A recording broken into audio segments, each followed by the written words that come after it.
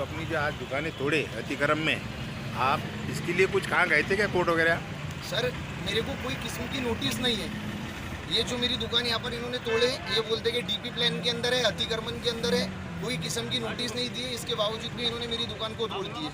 मेरे पास में मेरी खरीदी है, जिससे मैंने माल की मेरी खुद की जगह है, रजिस्टर खरीदी है। इसके ऊपर आपको रजिस्ट्रेशन के सिक्के भी दिख रहे होंगे। 2021 के टाइम पर मेरी खरीदी की हुई है। कई बार मैं नगर पंचायत को इसके नमूना 8 का टैक्स भर चुका, मेरी जगह का टैक्स भर चुका।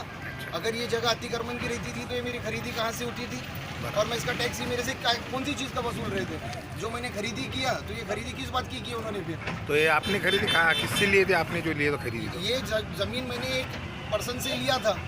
वो पर्सन नगर पंचायत के अंदर नोंद की हुई है उसकी। यहाँ पर मेरे पास में उसकी जिससे मैंने लिया उससे खरीदी है, खरीदी नाम है, रजिस्टर है पूरा 2021 में। अच्छा। 2021 से लेके 2025 चल रहा। इन्होंने कोई किस्म की नोटिस नहीं दी है। अच्छा। कोई नोटिस निकाले नहीं, कोई बोर्ड लगाई नहीं। अच्छा। उनको आने के मैंने रिक्वेस्ट भी किया कि ये जगह तुम्हारी नहीं है, तुम बार बार मेरे को आके धमकियाँ दे रहे हैं। तो इन्होंने जो है तो इसके पहले जो ये बोलते कि उनकी जगह अतिक्रम में है, तो इन्होंने आपको नोटिस नहीं कोई दिए। किस्म की तो ये जगह जो उन्होंने नोंद करे, ये किसके बल पे नोंद करे उन्होंने? अब ये तो उनसे संबंधित अधिकारी से पूछना पड़ेगा। अच्छा। उन्होंने मेरी जगह को नोंद की है, इसका मौका पानी किए। यहाँ पर आके मेरा 15 दिन तक के ये वहाँ पर लगा हुआ था। 15 दिन के बाद में उन्होंने 16वें दिन मेरे को बुलाकर बोले कि किसी का ऑब्जेक्शन नहीं आया, तुम्हारे नाम पर हम इसकी नोंद करते हैं। अच्छा। 2021 में खरीदी हुई, और कई पहले से जिससे हमने खरीदे उसके नाम पर प्रॉपर्टी थी। तो इन्होंने कोई रद्द वगैरह नहीं करे? कोई रद्द नहीं किए। आपके सामने मेरे रजिस्टर खरीदी है। उसके बेस पर मैंने कई लोगों के हमने जमानत लिए, वो नमूना 8 के बेसिस पर। कोई किस्म की नहीं। डीपी प्लान के अंदर इनका डीपी प्लान, ये लोग बोलते हैं कि 40 फुट का है। 40 फुट का मेरे दुकान से 20 फुट दूरी पर डीपी प्लान आता है इनका। यहाँ तक डीपी प्लान आ रहा है इनका, लेकिन फिर भी उनको समझाने के बाद भी लाख समझाने के बाद में भी वो बात को समझे नहीं। आपसे मेरी रिक्वेस्ट है कि थोड़ा मेरी बात को, ये जो गैर कानूनी काम कर रहे हैं, इन तक पहुँचाए बात को।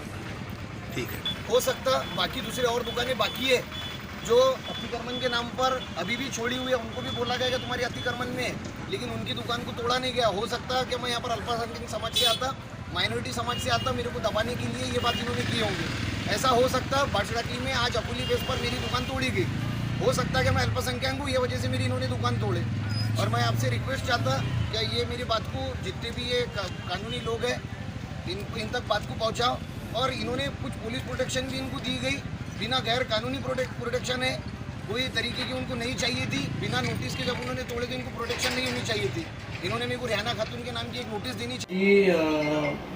अतिक्रमणची बार्शी टाकळी महानगरपालिकेची उत्कृष्ट कामगिरी केली किंवा नागरिकांच्या ज्या काही प्रतिक्रिया आलेल्या आहेत आमच्याकडे, त्या संदर्भात आणि आपण पुढील बार्शी टाकळी नगरपंचायतमध्ये विकासावर काय प्रयत्न करणार आहात, या संदर्भात आपली काय प्रतिक्रिया आहे?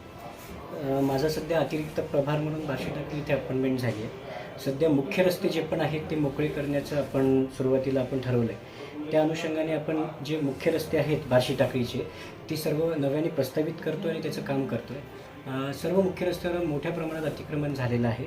पहिला रस्ता जो आहे, जो पेट्रोल पंपापासून नगरपंचायतीपर्यंत जातो वाया विकली मार्केट, तर विकली मार्केटपर्यंत 24 मीटरचा जो आहे तो रिकामा करण्याची कारवाई काल झालेली आहे. त्यापुढे जे आहे परमनंट स्ट्रक्चर आहे ते भूमी अभिलेखकडे आपण मोजणीसाठी पत्र दिलं आहे. मोजणी करून झाल्याच्या नंतर परमनंट स्ट्रक्चरवर मार्किंग करून ते पण काढण्यात येतील. आणि यानंतर बाकीचीही जी मुख्य रस्ते आहेत ते पण नव्याने प्रस्तावित करून त्यावरील अतिक्रमण काढण्याची कारवाई सुरू होईल.